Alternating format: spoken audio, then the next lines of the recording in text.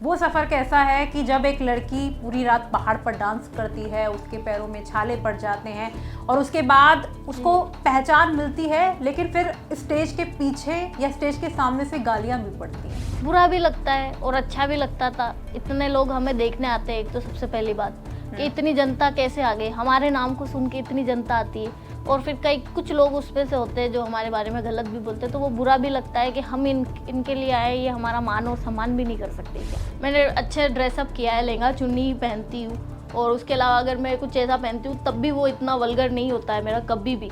और बोल डांस तो मैंने शकीरा को ही जब मैंने मेरा आइडल माना है, तो बोल डांस तो मैं कर ही सकती हूँ, करूँगी।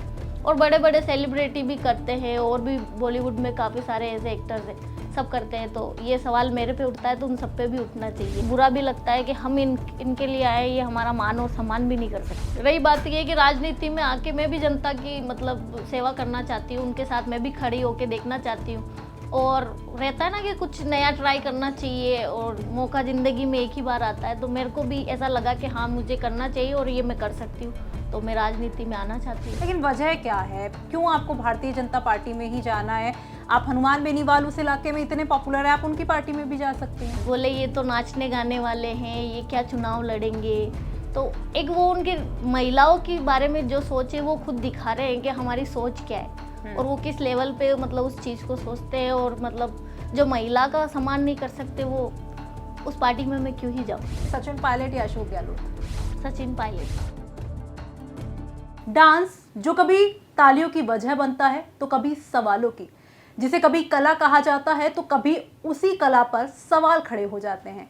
आज के हमारे पॉडकास्ट के जो मेहमान हैं, उनकी कहानी भी कुछ ऐसी ही है। उन्होंने गांव के मंच से लेकर टेलीविजन की दुनिया तक अपनी पहचान बनाई है, और उसी पहचान के दम पर लोगों से रूबरू भी होती हैं, और एक बड़ा वर्ग उन्हें पसंद करता है। न केवल राजस्थान में, हरियाणा में, बल्कि देश में कई जगह पर आपको उनके फैन मिल जाएंगे। आज के इस पॉडकास्ट में हमारी मेहमान है गौरी नागौरी, जो फिलहाल राजनीति में आने की इच्छा रख रही हैं, वो भी उसी क्षेत्र से जहां की राजनीति हमेशा हलचल में रहती है, और वजह है हनुमान बेनीवाल। और उसी जगह से हनुमान बेनीवाल को चुनौती देने के लिए गौरी नागौरी अब सामने आ गई हैं। एक कारण ये भी नजर आता है कि उस विधानसभा में उपचुनाव की चर्चाएं हो रही हैं, क्योंकि जो विधायक है रेवंत राम डांगा, वो रिश्वत के मामले में उन पर फिलहाल आरोप लगे हैं और कमेटी बनी हुई है। अब कमेटी क्या कुछ तय करेगी, लेकिन गौरी नागौरी फिलहाल चर्चा में आ गई है। आज के इस पॉडकास्ट में उनकी भविष्य की योजनाओं पर बात करेंगे, उनके संघर्षों की कहानी पर बात करेंगे, इसके अलावा कैसा अनुभव उनका रहा उस पर बात करेंगे। गौरी जी, बहुत बहुत स्वागत है आज के पॉडकास्ट में आपका। धन्यवाद। राम राम सलाम, कैसे हैं आप? मैं एकदम बढ़िया हूँ, आप बताइए कैसा रहा आपका सफर, और नागौर ही क्यों चुना? कहीं और भी आप चुन सकती थी जहाँ से आप अपनी राजनीति की शुरुआत कर सकती थी, लेकिन नागौर ही क्यों? नागौर से मुझे काफ़ी कुछ मिला है, और नागौर की बेटी हूँ, और जो मुझे एक नाम मिला है गौरी नागौरी, वो भी मुझे नागौर से ही मिला है। तो मेरे लिए उससे अच्छी जगह कोई हो ही नहीं सकती है। एक नागौर की बेटी अगर नागौर से चुनाव लड़ती है या फिर वहाँ की जनता के बीच में अगर खड़ी होती है, तो ज़रूर वहाँ के लोग मुझे सपोर्ट करेंगे, मुझे ऐसा लगता है। सबसे पहले बात आपकी जर्नी की करना चाहेंगे जी, क्योंकि आप एक डांसर रही हैं, और कैसे आपको डांस का शौक लगा?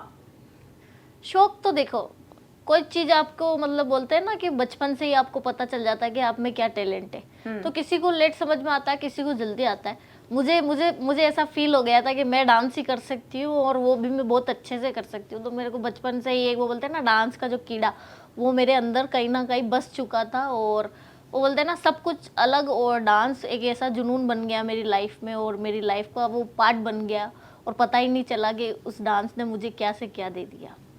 पहली बार कब डांस किया? स्कूल में। और वहाँ से आपको लगा कि इसमें भी करियर बनाया जा सकता है? हाँ, मुझे ऐसा ऐसा लगता है ना कि जैसे मैंने स्कूल में जैसे डांस किया, तो वहाँ से मेरे मतलब काफ़ी मीडिया में फ़ोटोज़ वगैरह आए, तो मैं वहाँ से फिर, और वो बोलते हैं ना कि एक ज़्यादा वो हो गया कि नहीं अब तो ये छोड़ना ही नहीं है, अब तो इसको पकड़ के रखना है, अब तो डांस ही सब कुछ है। तो वो वहाँ से मुझे मिला। फिर मैंने दैनिक भास्कर का ही वहाँ पे एक इवेंट किया था, जो कि बहुत बड़ा इवेंट था। उस टाइम में मतलब बहुत बड़ा लेवल का एक मैंने मंच उसी टाइम किया। फिर उसके बाद मैंने नागौर किया, फिर धीरे धीरे ऐसे छोटे मोटे स्टेज शो करने लगी। उसके बाद मैंने शूट किया, तो ऐसे जर्नी मेरी आगे बढ़ती गई। परिवार में कौन कौन है गौरी? मम्मी है, 3 सिस्टर है, फादर है जो कि अब नहीं है, और दोनों सिस्टर मैरिड है, मैं सिंगल हूँ अभी। सपोर्ट करते हैं डांस को? हाँ, अब तो करते हैं, पहले तो नहीं कर पाते थे। पहले तो वो समाज को लेके, थोड़ा वो जातिवाद को लेके सारी चीज़ें ये होती थी, पर अब ऐसा कुछ नहीं है। अब तो सब घर वाले सपोर्ट करते हैं और साथ खड़े भी रहते हैं, अभी भी खड़े हैं। जब नहीं खड़े थे तब गौरी नागौरी को क्या क्या झेलना पड़ा? बहुत कुछ झेलना पड़ा, लोगों की गंदी बातें, लोगों की गंदी सोच, नज़र भी, और कहीं ना कहीं ऐसा बोलते हैं ना, घर परिवार वालों को भी मेरी वजह से काफ़ी सारी चीज़ें फेस करनी पड़ी। जैसे परिवार में, समाज में कहीं पे भी जाते थे तो बोलते थे तेरी बेटी तो नाचती है, डांस करती है। तो कहीं ना कहीं मम्मी पापा को भी ये चीज़ें फेस करनी पड़ी। तो इस वजह से उन्होंने मुझे बोला था कि हमारे समाज में नहीं चलता है, मुस्लिम समुदाय में ये सब चीज़ें नहीं होती है। तो इस वजह से कहीं ना कहीं दिक्कतें तो आई, पर फिर भी हार नहीं मानी, तो आज इस लेवल पे है। घर वालों ने सख्ती भी बरती होगी फिर तो? हाँ, बरती, और बोलते हैं ना एक सज़ा भी होती है, तो वो सज़ा भी मैंने पूरी कंप्लीट की है। बोलते हैं ना जेल जाना, तो मेरे को तो घर में ही जेल मिल गई थी, और मतलब 3-4 महीने के अंदर अंदर मैं एक ही कमरे में रही, और घर वालों की बात जब तक मैंने नहीं मानी तब तक मुझे घर से बाहर नहीं निकलने दिया गया था। तो ऐसे करके फिर आखिर में घर वालों ने एक्सेप्ट भी कर लिया अब, पर पहले नहीं करा, तो इस वजह से मैं भी कहीं ना कहीं टूट सी गई थी। फिर वापस बार बार वो बोलते हैं ना, जो आप में अगर जो जिस चीज़ की चाहत हो वो कभी ख़त्म नहीं हो सकती है। तो फिर धीरे धीरे वो फिर से वो लोगों को देखा, फिर किस मतलब कुछ लोग होते हैं ना जो सराहते हैं, तो उन्होंने सराहा, तो फिर घर वालों ने भी कहीं ना से कहीं सोचा कि मेरी बेटी में टैलेंट है और वो आगे बढ़ सकती है, तो फिर उन्होंने भी सपोर्ट किया। कमरे में भी बंद किया? हाँ, बोला ना बंद किया, वो जेल किसने थी। बंद किया? किसने बंद किया? फैमिली में तो जब बड़े नहीं, पापा ने बंद किया, मम्मी ने बंद किया, किसने बंद किया? मम्मी पापा ने। सिस्टर के कहने पे, थोड़ा बड़े वाले सिस्टर को शुरू से ये चीज़ें पसंद नहीं थी, तो इस वजह से। हमने सुना है कि वो भी डांस करती थी लेकिन उस मुकाम तक नहीं पहुंच पाई जिस मुकाम तक आज आप हैं। नहीं, वो पहुंच सकते थे, बट उन्होंने, वो बोलते हैं ना, और हम छोटे थे तब तीनों ही सिस्टर मतलब फन में डांस वगैरह सब चीज़ें करते थे, बट एक वो टाइम उनका, जब वो उनको लगा ना कि ये सब चीज़ें अच्छी नहीं है, या फिर इन चीज़ों से फैमिली को कुछ इशू हो सकता है, तो उन्होंने बंद कर दी थी। जब आप घर में होती थी तो कैसा माहौल होता था?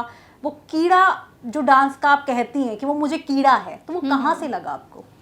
वो ऐसे ही, जैसे स्कूल टाइम से हम आते थे तो शकीरा की गाने वगैरह देखती थी, एल्बम्स, तो वैसे ही डांस करने की कोशिश करते थे घर पे ही मतलब एक पार्टी टाइम बन जाता था रोज का। वो एक जो मतलब एक जर्नी बन गई थी रोज की, कि स्कूल से आना है, अब थोड़ा फन करना है, थोड़ा डांस करना है। तो वो पता ही नहीं चला कि वो डांस कब मतलब एक हो गया कि अब तो डांस ही करना है। 90s के गानों पे भी डांस किया है? हाँ, कुछ गानों पे। शकीरा ज़्यादा पसंद थी? हाँ, शकीरा पसंद थी, और फिर उसके बाद जब भी मैंने डांस करने की वो था, तो कटरीना का सिंग इज किंग का गाना आया था, जी करदा वे जी करदा, उस गाने पे मैंने परफॉर्म किया था जी। स्कूल में, सबसे पहले उसी गाने पे मैंने परफॉर्म किया था। अच्छा, ऐसा कोई है जिसने आपकी प्रतिभा को देखा हो कि इस लड़की में कोई तो बात है, डांस कर सकती है, और आगे बढ़ाने का भी काम किया हो आपको? हाँ, वो जैसे ही वहाँ पे, जैसे मैं मेरता सिटी से हूँ, तो वहाँ से जैसे पता चला कुछ लोगों को, तो वो मैंने आपको जैसे बताया कि मैंने दैनिक भास्कर के इवेंट किए थे, तो वहाँ से एक आए थे, उन्होंने कहा कि ये लड़की बहुत आगे जाएगी और इसको मौका देता हूँ मैं। तो उन्होंने मुझे मंच दिया, वहाँ पे मैंने परफॉर्म भी किया। फिर उसके बाद काफ़ी सारी चीज़ें और भी उन्होंने मेरे लिए सपोर्ट करा, शूट्स के लिए भी उन्होंने कहीं कहीं बात की थी। तो हाँ। शुरुआती लाइफ कैसी थी डांस की? वो यादें आप बताना चाहेंगी जब आपने पहली बार एज अ परफॉर्मर डांस किया, तो कैसी थी वो लाइफ? मतलब बहुत अच्छी थी। वैसी लाइफ तो शायद अब आ भी नहीं सकती है। एक तो बच्चों वाला जोन, ऊपर से आपको जो चाहिए वो सब कुछ मिल रहा है। आपको मतलब जो चीज़ चाहिए, आज बच्चों को अगर कोई चीज़, अगर उसकी मनपसंद की चीज़ अगर मिल जाए, वो कितना खुश रहता है। तो मैं बहुत खुश थी, और इतना खुशी मतलब हर चीज़ मेरे को इजी सब कुछ ऐसा लगता था कि जो मैं चाहती हूँ वही हो रहा है। तो वो बहुत ज़्यादा अच्छा लगता था मुझे। गौरी को डांस के अलावा और क्या पसंद है? मुझे खाना बनाना भी पसंद है, और केयरिंग करना पसंद है, और मतलब कार्डियो करना, अपने आप को फिट देखना, और भी ऐसी काफ़ी सारी, मुझे पेंटिंग भी पसंद है। मतलब थोड़ा थोड़ा सब पसंद है, अभी बचपना मतलब गया नहीं अंदर से।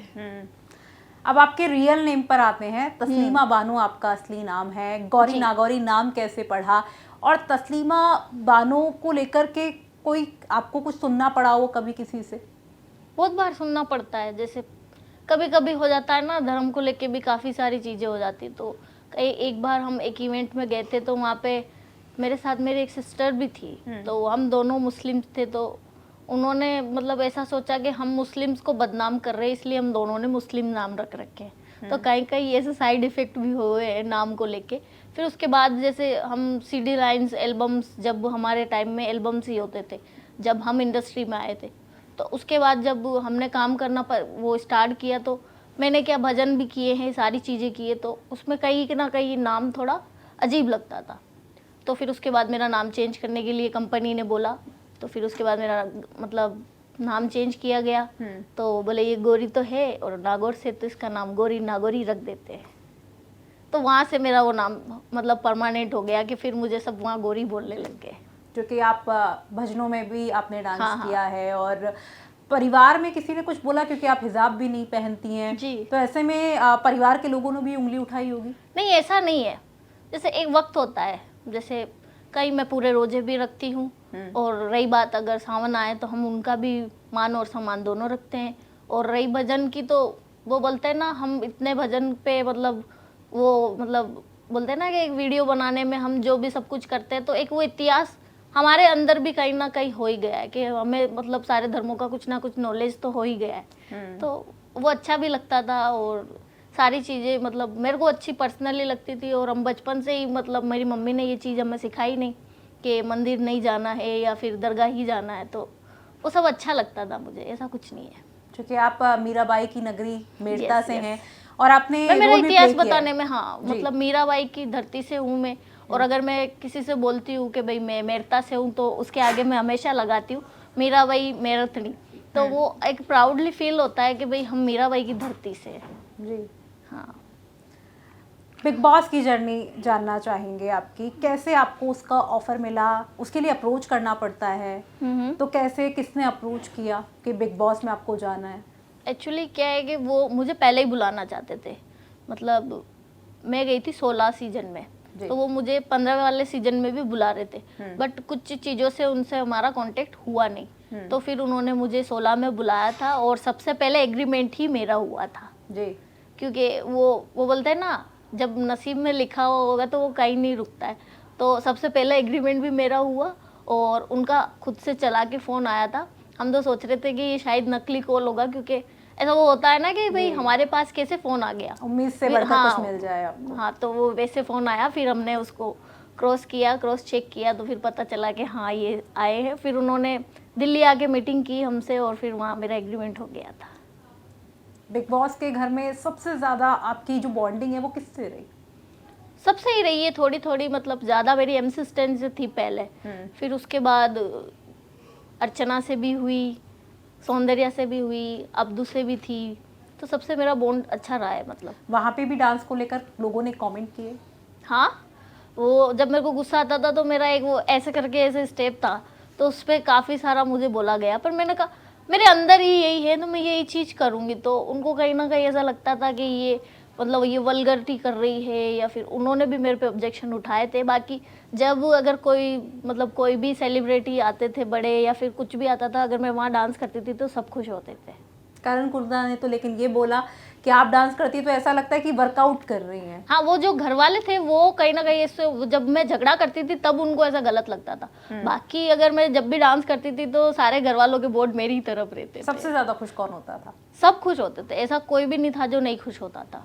सलमान खान के वो साथ तो होते ही थे, वो तो मेरे को मतलब जैसे फिनाले पे अगर मेरा कुछ था नहीं तो उन्होंने मौका करके कि चलो इसको एक डांस करवाते हैं, और उनको पता था कि मैं ही सबसे खतरनाक डांस करने वाली हूँ, पर फिर भी उन्होंने मेरा और सुम्बुल का कंपटीशन करवाया था, और वो हंस रहे थे कहीं ना कहीं, उनको पता था कि यही करेगी। और फिर जितने भी घर वाले थे उन सबका भी वोट मेरे को ही मिला। तो वो भी एक खतरनाक वाला जोन नहीं था कि ये तो नास्तिक है, ये तो एक्सरसाइज करने की जरूरत ही नहीं पड़ेगी। करण कुंद्ला ने बोला था ऐसे मेरे बारे में, बोले ये तो बिजली है, खतरनाक डांस करती है कि, तो फिर ऐसे करके मुझे वहाँ पे मतलब डांस को लेके तो मेरे को सबने पसंद किया। बिल्कुल। बिग बॉस को लेकर और आपने मैं सब- बताती जी, हूँ, जी। वो करण जौहर जी आए थे, पहले तो मेरी इतनी क्लास लगाई उन्होंने, बोले ये क्या है, ऐसे करता है क्या, तुमने अर्चना को कैसे ऐसे धमकाने की कोशिश की, इतना कुछ डांटा। जैसे ही मैंने डांस किया उनका गुस्सा ठंडा हो गया, अरे ये तो खतरनाक डांस करती है, अरे गोरी की तो ठुमके कमाल है, ऐसा। तो मेरे को डांस को लेके तो वहाँ पे सबने पसंद किया। जी। सलमान खान ने क्या कुछ कहा था, और आपने तो मारवाड़ी भी उनसे बुलवा ली। थे क्या मन हुआ गणा यार? फुटरा लागो। बिल्कुल। उन्होंने कह दिया था भूतनी, फिर हंस के बोला फुटरा। और जानवी कपूर ने तो आपके साथ परफॉर्म ही किया। किया ना। वो ऐसे बोल रहे थे, मतलब जैसे इंडोमोल और बिग बॉस वालों को बोले इसको तो आपने पहले ही ट्रेन कर रखा है, ये तो पूरे स्टेप वगैरह एकदम म्यूजिक एकदम प्रॉपर कर रही है। तो फिर जैसे ही वो सब बैठ के देखते ना, तो उन्होंने बोला नहीं नहीं अभी कर रही है आपके सामने, बोले बहुत अच्छे से स्टेप याद है। मैंने कहा हाँ, मैंने आपके गाने पे डांस कर रखा है। वो गाना था ना तड़ पाई है, ऐसा कुछ गाना है वो। हाँ, तो उस पे फिर उनको भी अपने स्टेप याद आ गए, फिर उन्होंने भी सेम किया था। जी। आपका जो पहला गाना था, क्योंकि आप राजस्थान और हरियाणा में अपने लोक संस्कृति लोक कला के लिए बहुत ज़्यादा फेमस हैं, तो ऐसे में जो पहला गाना था गोरी नाचे ना गोरी नाचे, और जिस तरीके से वो वायरल हुआ, आज भी शादियों में बज जाता है, और कोई शादी उसके बिना अधूरी रहती है अगर वो गाना ना बजे। तो राजस्थान और हरियाणा में तो कम से कम ऐसा ही हाल है। तो नहीं, सब जगह ही है जी। दिल्ली में भी शादियां होती है तो वहाँ गाना बजता है। कैसा लगता यूपी है भी, आपको? बिहार भी, हम बिल्कुल, जाते हैं, बिल्कुल। हमें सब जगह जाती हूँ, नेपाल में भी मैं उस गाने पे डांस करती हूँ तो सब झूम जाते हैं। तो ये गाना, इसका ये ऐसा है कि मतलब ये कभी पुराना लगता ही नहीं है, मुझे तो नहीं लगता, क्योंकि मुझे पहचान मिली है जिस गाने से, वो मुझे कभी पुराना नहीं लग सकता। और ये गाना शूट हुआ था मतलब जब ये पुष्कर मेला होता है ना, और जब सीडी का ही दौर था तब। तो इस गाने से पहले मैंने और काफी सारे गाने कर रखे थे वैसे तो, पर इस गाने से मुझे जो पहचान मिली वो पुष्कर मेले से मिली। तो और मतलब ऐसा एक वो टेक बन गया, गोरी नाचे रे नागोरी नाचे, तो ऐसा मेरा नाम आता है तो मैं खुश हो जाती हूँ बस कि बस मेरा ही गाना बज रहा है। और कहीं कहीं ऐसा होता है कि जैसे मैं घर पे रहती हूँ, आस पड़ोस में शादी होती है, गाने की आवाज आती है, तो मेरी मम्मी बोलती है देख देख तेरा गाना बज रहा है। मैंने कहा हाँ, कहाँ बज रहा है। तो ये गाना ऐसा वाला है कि इस गाने से मैं कभी बोर भी नहीं हो सकती और ना मेरी जनता बोर हो सकती है इससे। कैसा फील हुआ था जब ये वायरल हो गया था? तो क्या माइंड में आया था उस वक्त कि अब तो गौरी तो स्टार बन गई है? नहीं, ऐसा नहीं, उससे पहले भी मैंने काफी हिट्स गाने दिए थे, पर ये गाने ने मुझे एक जो पहचान मिलनी चाहिए ना वो दी। तो इस गाने का एक वो है कि हाँ, मेरे को इसके बाद भी मैंने एक गाना किया था ले फोटो ले, और चुन्नी में परफ्यूम, वो भी मेरे काफी सारे हिट गाने। पर ये है कि ये गाना पुराना है और अभी तक चल रहा है, तो ये हमेशा मेरे लिए एक दिल में इसकी अलग जगह रहेगी, और इस गाने जैसा कोई गाना और होगा नहीं मेरे लिए। बिल्कुल।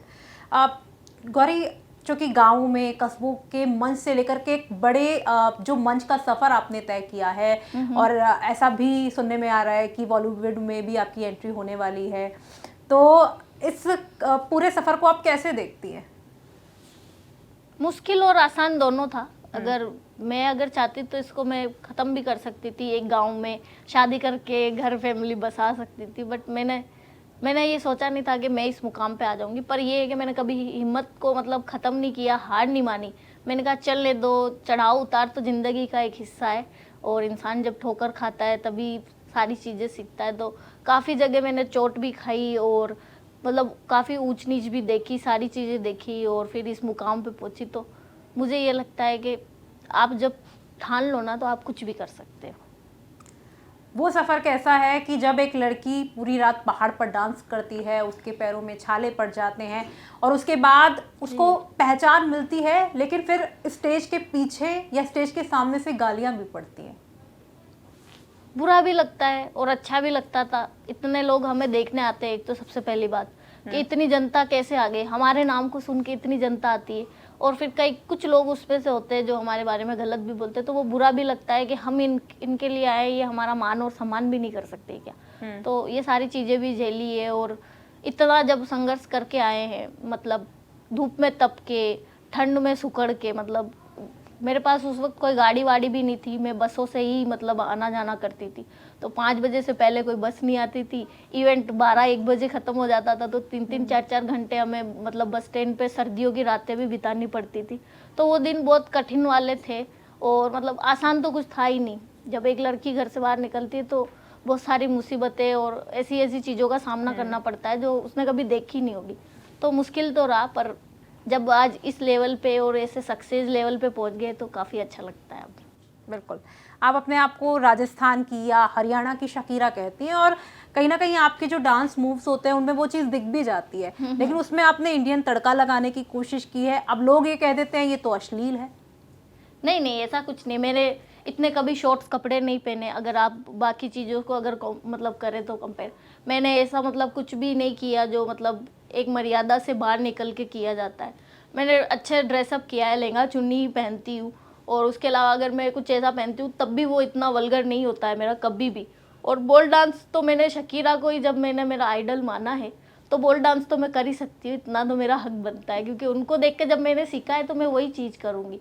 और बड़े बड़े सेलिब्रिटी भी करते हैं और भी बॉलीवुड में काफ़ी सारे ऐसे एक्टर्स हैं, सब करते हैं। तो ये सवाल मेरे पे उठता है तो उन सब पे भी उठना चाहिए, मेरा कहना ये है। बिल्कुल। लेकिन आप चूँकि आप बोल्ड स्टेप्स की बात कर रही हैं और जब आप स्टेज पर वो डांस करती हैं, एक बार जी। बालाजी के मंदिर के आसपास ही कहीं आपने वो डांस किया था और विवाद हो गया था। नहीं नहीं, ऐसा कभी हुआ नहीं है। विवाद वाला जगह तो ऐसा कुछ किया ही नहीं है। जहाँ देखो धार्मिक स्थल होता है तो धार्मिक जगह पे हम कोशिश करते हैं कि हम भी वो चीज़ें नहीं करें, पर कहीं कहीं ऐसा हो जाता है ना कि हमें ऑडियंस बुलाती है उन चीज़ों के लिए जो हम करते हैं, तो कहीं कहीं वहाँ हम कहीं ऐसा हो सकता है। बाकी मैंने कभी भी धार्मिक स्थल पे ऐसी चीज़ें कभी भी नहीं की।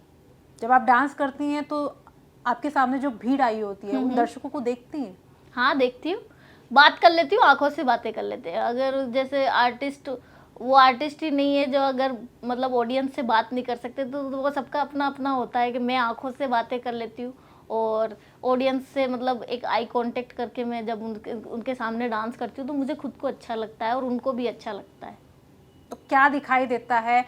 कौन से दर्शक वर्ग जो है वो ज़्यादा आते हैं? बुजुर्ग ज़्यादा आते हैं या सब आते हैं, प्रौढ़ ज़्यादा बच्चे भी आते आते हैं? हैं। राजस्थान में तो लेडीज़ भी बहुत आती है, बच्चे भी आते हैं और बुजुर्ग भी आते हैं, युवा भी आते हैं, सब देखते हैं और सब एंजॉय करते हैं। सबसे ज़्यादा कौन आता है? सबसे ज़्यादा तो युवा आते हैं। युवा और पुरुष हाँ, पुरुष वर्ग। हाँ, पुरुष ज़्यादा आते हैं, बट महिला भी हमारे राजस्थान में खूब आती है। अदर्स जगह भी जैसे हम शादी के इवेंट्स हुए या फिर और भी हुए, हाँ, तो वहाँ पे भी आती है, लेडीज़ तो आती है, पर ये है कि हाँ, पुरुष ज़्यादा आते हैं। नहीं, क्योंकि आप डांसर हैं, आप खुद एक महिला भी हैं। कभी तो आपको ये लगता होगा कि आप परफॉर्म कर रहे हैं लेकिन सामने बहुत कम महिलाएं हैं, पुरुष वर्ग ज़्यादा है। ऐसा फील नहीं होता। आर्टिस्ट ये नहीं देखता है ना, आर्टिस्ट अपने काम को लेके जब वहाँ पे खड़ा रहता है तो वो अपना काम देखता है सबसे पहले। तो ऐसा कभी ऐसा ऐसा फील नहीं होता है, क्योंकि वो आपको पसंद करने वाली जनता होती है, तो आप उनसे इतना डरने वाली चीज़ होती नहीं है, क्योंकि वो भी हमारी फैमिली होती है। आज हमें अगर कुछ बनाया तो उन्होंने बनाया, तो हम उनके सामने ऐसा नहीं सोचते कि सिर्फ लड़के लड़के हैं या फिर मैं यहाँ सेफ नहीं हूँ। ऐसा कभी मेरे को फील ही नहीं हुआ। लेकिन फिर भी आपको इतने सारे बाउंसर्स की भीड़ लेकर के चलनी पड़ती है। ये कहा जाता है कि गौरी नागौरी जब अपने साथ चलती हैं तो 20 से 30 बाउंसर्स तो उनके साथ होते हैं। वो होता है, देखो सब फैंस में कुछ हेटर्स भी होते हैं, ये तो आप मान सकते हो ना कि कुछ हेटर्स होते हैं, वो सबको मतलब बोलते हैं ना कि अगर एक माचिस की तीली से अगर आग लग जाए तो फिर वो आग बढ़ भी सकती है, तो उसकी सेफ्टी के लिए भी होता है। और ये भी है कि कोई फैंस ही आ जाए, अगर कुछ मतलब ऐसा हो जाए कि कुछ हाथ वाथ लग जाए, तो वो फैंस का और वो मेरा है कि हाँ गलती से लग गया होगा, बट और बाकी सब चीज़ें वो दुनिया ये नहीं सोचती कि ये गलती से लगा तो उसका बवाल हो जाए। उस वजह से भी सेफ्टी होनी ज़रूरी है और एक डिस्टेंस होना ज़रूरी है। नहीं, हर पर चीज़ गौरी में।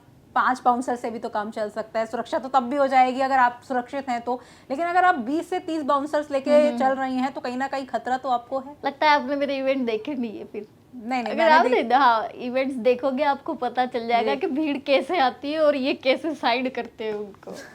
जी। तो ये जरूरी है, कहीं ना कहीं ये चीज़ों की भी जरूरत होती है। कोई टाइम था हम नहीं लेके जाते थे, तो हमें काफ़ी चीज़ों का सामना करना भी पड़ता था, पर अब यहाँ के मतलब अफोर्ड कर सकते हैं तो ये सारी चीज़ें करने में क्या बुराई है। जी। अच्छा, ये बताइए कि जब आप परफॉर्म करती हैं, उससे पहले आप कुछ रील्स बनाती हैं, आप वीडियोस बनाती हैं और उसमें आप ये कहती हैं कि गाइस देखिए 5 करोड़ के रूम में हूँ, 50 लाख के रूम में हूँ, इस होटल में हूँ। तो कहीं ना कहीं आपको नहीं लगता कि आप बहुत ज़्यादा बता रही हैं? और नहीं, नहीं। ऐसा शायद रियलिटी में होता है। देखो, लाखों में तो हम हैं ही हैं, तो करोड़ों की बात करने में क्या बुराई है? तो अगर हम कहीं अच्छी जगह जाते हैं और अगर उसकी तारीफ करनी हो तो कुछ तो यूनिक करना ही पड़ता है, तो वो ऐसा चलता है, वो फन के लिए करते हैं हम ऐसा, मतलब हमारे फैंस भी खुश होते हैं, तो इस वजह से ऐसा कुछ नहीं है। इंटरनेशनल शोज भी करती हैं गौरी? हाँ, करती हूँ। दुबई भी किया है, सिंगापुर भी किया है और वहाँ पे भी किया है, काफ़ी जगह किया। मतलब एक तो एक इवेंट मेरा कैंसिल हो गया था, उसके लिए मैं रोई भी बहुत थी। मतलब ऑस्ट्रेलिया का था वो, तो किसी कारणवश वो हुआ नहीं। तो अब इंग्लिश बोलनी आ गई गौरी को? नहीं, इंग्लिश इतनी परफेक्ट नहीं है मेरे, कुछ कुछ शब्द बोल लेती हूँ मैं।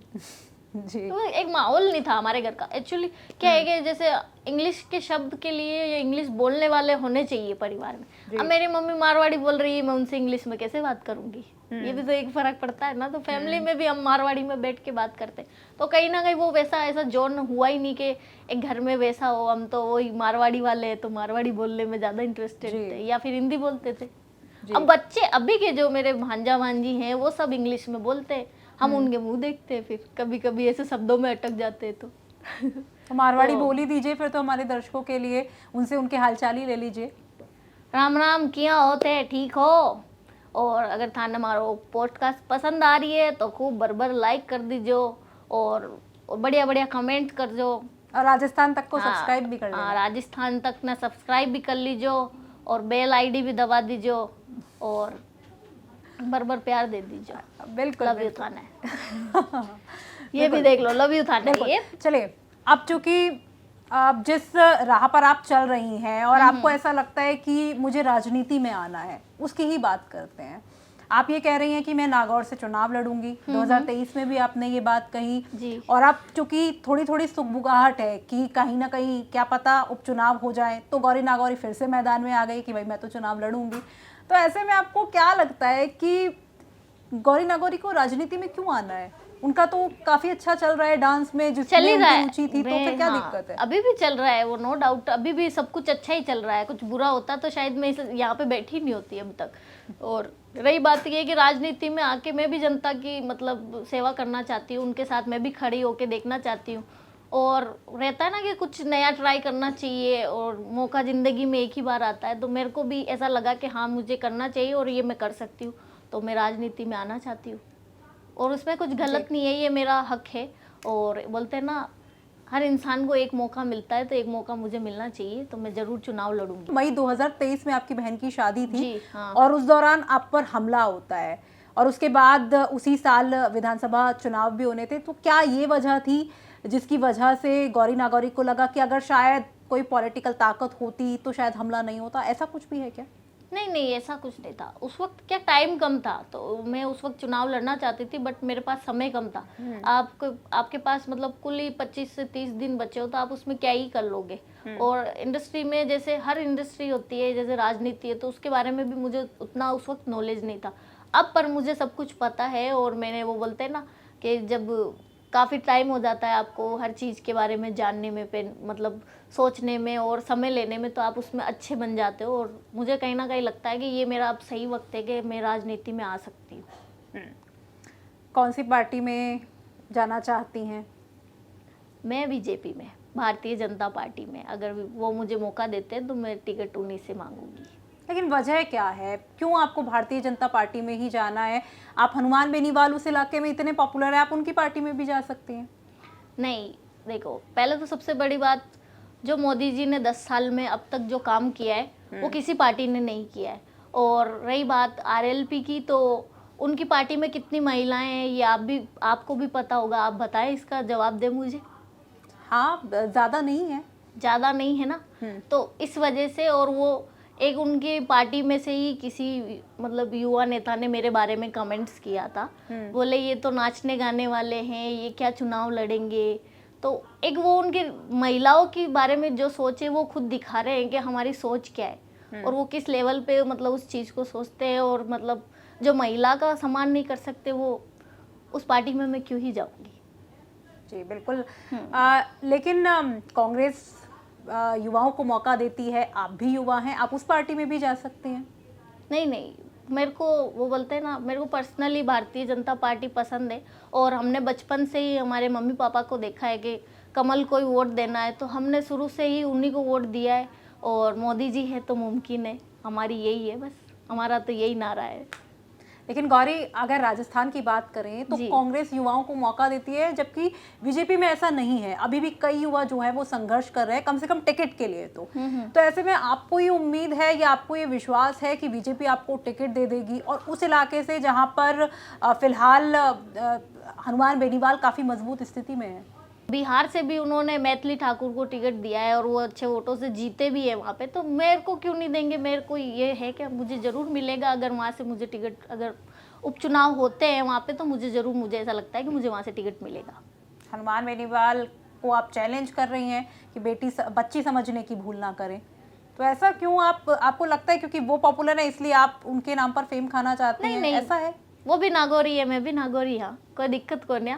और उन्होंने मुझे जैसे बोला है कि बच्ची है, तो उन्होंने कहीं ना कहीं ये चीज़ एक्सेप्ट कर ली है कि मैं बटारी बेटी हूँ, तो बटारी बेटा ने भी हक है बटारी चुनाव लड़वाती। हनुमान बेनीवाल आपके पापा जो है वो दोस्त रहे हैं, ऐसा भी सुनने में आया हाँ था। हाँ, वो बोलते हैं ना कि वहीं रहे हैं, वहीं परिवार में, जैसे बोलते हैं ना कि हमारे जो मतलब एक नागौर है, वहाँ पे बहुत प्रेम मोहब्बत ज़्यादा है। वो बोलते हैं ना सब मेल जुल के ही रहता है, तो कहीं ना कहीं वो है, वो पुरानी चीज़ें हैं। और रही बात, अगर वहाँ कोई भी और होता तो तब भी मैं चुनाव लड़ती, ये मेरा अधिकार है। मेरा उनसे ऐसा वो पर्सनली वो नहीं है कि अगर वो सामने, अगर और कोई पार्टी भी अगर सामने खड़ी होती तब भी मैं चुनाव लड़ती। पहली मेरा बार ये आपके मन कहना में है। कब आया कि आपको चुनाव लड़ना है? आया तो मेरा उस वक्त भी था, पर मेरा वो बोलते हैं ना उस वक्त टाइम कम था, तो फिर मैंने कहा छोड़ो, अभी वो सही वक्त नहीं आया है। वो बोलते हैं ना कुछ वक्तों पे भी छोड़ देना चाहिए कुछ, मतलब अब मेरे को ऐसा लगता है कि अब मैं मतलब इस चीज़ के लिए तैयार हूँ और एकदम मतलब ओके वाला है कि आगे जा सकती हूँ और अपने मुद्दे भी रख सकती हूँ और मुद्दों पे बोल भी सकती हूँ। परिवार में बात हुई कि मुझे राजनीति में जाना है, तो कैसा रिएक्शन था मम्मी का या बहनों का? ऐसा तो कुछ नहीं है, उनको ऐसा लगता है ना कि मैं जो करूँगी ठीक ही करूँगी, तो फैमिली मेरे सपोर्ट में है, कोई दिक्कत नहीं है। जी। आप क्या दुबई में भी आपका घर है, ऐसा भी सुनने को मिलता है? नहीं नहीं, इतना पैसा नहीं कमाया अभी मैंने जो दुबई में भी घर होगा मेरा, पर है, कभी ना कभी होगा। अच्छा। अभी कमा ही रही हूँ मैं, रुकी नहीं हूँ। बोलते हैं ना थकता हुआ इंसान है जिसका मन भर जाता है, ना मेरा मन भरा है और ना मैं अभी थकी हूँ, ना मेरे शादी का कोई इरादा है। तो अभी सिर्फ मेरा एक ही फोकस है और वो सब यही है कि या तो मैं राजनीति में देश की सेवा करूँगी और या फिर मैं अच्छे से पैसे कमा के और अपनी लग्जरी लाइफ को मेंटेन रखूँगी। जो आपने बात कही है उसी में एक सवाल ये है कि अगर मान लीजिए बीजेपी आपको टिकट दे देती है, आप चुनाव भी जीत जाती हैं, तो राजनीति को और एक कलाकार की लाइफ को आप कैसे मैनेज करेंगी? क्योंकि आपके इतने स्टेज शोज होते हैं और राजनीति भी करनी है और उसमें काफ़ी समय देना होता है। एक वो है ना, बाकी भी काफ़ी सारे एक्टर्स हैं जो राजनीति में भी है और फिल्मी दुनिया से भी जुड़े हुए हैं, भोजपुरी एक्टर्स हुए, बॉलीवुड के भी हुए, तो वो सब भी मेंटेन कर रहे हैं, जैसे हम भी कर लेंगे। और इसमें एक ये भी है कि हम भ्रष्टाचार नहीं करेंगे ना, हमारा कमाई का एक साधन एक और भी रहेगा कि हम एक्टर्स हैं तो हम उस चीज़ से पैसे कमा लेंगे। तो हमारे लिए ये ज़्यादा इजी हो जाता है कि हमें पैसे कमाने तो हम इंडस्ट्री में काम कर लेंगे और देश की सेवा करनी है तो राजनीति में। आ चुके आपने, क्योंकि भ्रष्टाचार का जिक्र हाँ। किया है, अभी 3 विधायकों पर भ्रष्टाचार के आरोप लगे जी। तो ऐसे में आप क्या कहना चाहेंगी? और ऐसा नहीं है कि केवल 3 विधायकों पर तो आरोप लगे हैं, लोग ये कहते हैं या कुछ विधायक ही आरोप लगाते हैं कि ऐसा पूरे सिस्टम में ही है, ये भ्रष्टाचार घुसा हुआ है। कहीं ना कहीं है और होगा भी सही, पर ये है कि मेरा ये है कि अगर आप पब्लिक से या जनता से जुड़े हुए हो, जी। मतलब एक है ना कि अगर आप उनसे दिल से कनेक्ट नहीं हो पाओगे और अगर आप उन्हीं का हक मार के अगर आप खा रहे हो तो फिर आप अच्छे नेता नहीं हो। मेरा तो ये है। और भ्रष्टाचार करना मतलब ये है कि आप मतलब अपनी ही सरकार के पैर काट रहे हो। मेरा कहने का मतलब ये है कि आज अगर उन पे ये चीज़ का अगर वो है, भ्रष्टाचार उन्होंने किया है, तो कहीं ना कहीं वो पूरी मतलब एक पार्टी पे ही ये गलत छाप पड़ रही है। जी, तो ये बिल्कुल। चीज़ गलत है। बिल्कुल। और पॉडकास्ट के अंतिम दौर में है हम गौरी, तो कुछ सवाल लेना चाहेंगे जो आपकी पसंद को लेकर के हैं। अच्छा, गौरी का पसंदीदा खाना क्या है? मेरा मुझे भिंडी पसंद है जी। खाने में, और उसके साथ रोटी वाली घी की रोटी, मतलब जी। गौरी का फेवरेट कलर क्या है? वाइट। नेताओं का फेवरेट कलर वाइट होता है। उस फहरिस्त में वाइट कभी आप भी- पुराना नहीं हो सकता है, और जी। वाइट में पहन के आप कभी पुराने नहीं लग सकते हो। उसका वाइट का एक अलग फील होता है। वैसे तो और भी कलर है जो उसके बाद आते हैं, ब्लैक और रेड, पर सबसे पहले वाइट है। तो फेवरेट डेस्टिनेशन क्या है? अपना गांव मेरता सिटी, नागौर डिस्ट्रिक्ट। जी। Favourite TV show? कुछ भी नहीं देखती हूँ मैं, अपने आप को ही देखती हूँ। Favourite song? फेवरेट सॉन्ग मेरे रंग में रंगने वाली, परी हो या परी होगी रानी। चलिए, अब हाँ या मतलब दो ऑप्शंस रहेंगे आपके पास, हाँ। और आपको वो बताना है फेवरेट नेता कौन है अगर ये आपको ऑप्शन दिया जाए, नरेंद्र मोदी या वसुंधरा राजे? नरेंद्र मोदी जी। वसुंधरा राजे भी आपको पसंद है वैसे? हाँ पसंद है, पर अभी जो सबसे ज़्यादा फेवरेट लिस्ट में ऊपर है जी। वो मोदी जी है। अगर कांग्रेस की बात करें, सचिन पायलट या अशोक गहलोत? सचिन पायलट। जी। अगर बात करें कि आपको बाइक राइड पसंद है या कार राइड? बाइक पे तो मैं डरती हूँ, तो कार ही ठीक है। गांव की रातें या शहर की लग्जरी लाइफ? दोनों 50-50 है, क्योंकि मैं दोनों में ही ज़्यादा रहती हूँ। बट रही गांव की और खेतों की जो फील होती है, वो शायद शहरों में नहीं है। ताज़ी हवा। राजस्थानी गाने या हरियाणवी गाने? दोनों। एक बताना है। तो मेरे खुद का गाना, गोरी नाचे रे ना गोरी नाचे। जी। कॉफी पसंद है या चाय? चाय। टी लवर हैं आप? हाँ पक्की वाली। चाय बगैर तो आंखें नहीं खुलती मेरी। जी। तो आखिर में आप नागौर की जनता से क्या कुछ कहना चाहेंगी? मैं यही कहना चाहूँगी, आप मुझे शुरू से इतना प्यार दे रहे हो, और मैं चाहूँ कि और भी प्यार दो। और अगर मैं राजनीति में आ जाऊँ तो थानों ही सपोर्ट चाहिए। पहले भी थानों ही सपोर्ट मांगे जब बिग बॉस गया, और अब भी थानों ही सपोर्ट चाहिए। नहीं तो बेटी हार जाए तो की फायदो को नहीं। बेटियां रो मान बढ़ानो थानों काम है। तो जरूर अगर मैं चुनाव लड़ूँ तो मैंने वोट जरूर दीजो थे। राम राम। जी बिल्कुल है। तो देखिए, ये थी आज के पॉडकास्ट में हमारे मेहमान गौरी नागौरी, जो ये कह रही है कि बेटी अगर हार जाए तो फिर क्या ही रखा है। तो ऐसे में अगर ये राजनीति में आती हैं तो इन्हें वोट देना, ये अपील कर रही हैं। और इसके अलावा इनकी जो जर्नी है उनके बारे में जानने की हमने कोशिश की। आपको ये कहानी कैसी लगी, और गौरी नागौरी अगर राजनीति में आती हैं तो उसके बारे में आपका क्या ख्याल है, कमेंट बॉक्स में हमें लिखकर बता सकते हैं। फिलहाल इस पॉडकास्ट में इतना ही, फिर मिलेंगे किसी नए पॉडकास्ट और नए मेहमान के साथ। शुक्रिया।